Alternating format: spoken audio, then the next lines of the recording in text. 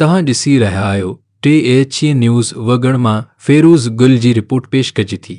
वगण शहर में सफ़ाई सुथराई न थियण करे शहर जूं नालियूं गंदगी जो ढेर बणिजी वियूं। टाउन कमेटी जी 65 लख माहवारो बजट हुअण बावजूद शहर जी सफ़ाई न थियण करे वगण शहर जे मुख्य पुराणी बस स्टॉप वारे रोड थाणे जे साम्हूं वारे नेकाल जी गंदे नाले जी सफ़ाई वारे अमले बदिरान मासूम ॿार करण लॻा।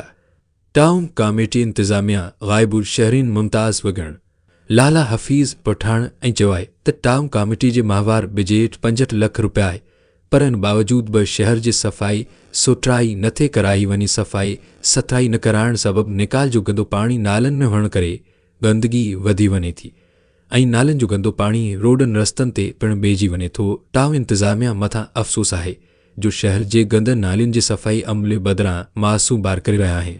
सल्याण शहरी अहिड़े अमल जे मुज़म्मत कंदे मुतालबो कयो आहे त शहर जी सफ़ाई सुथराई कराए टाउन कमेटी इंतज़ामिया तरफ़ां कयल ककशियुनि जी जांच कई वञे।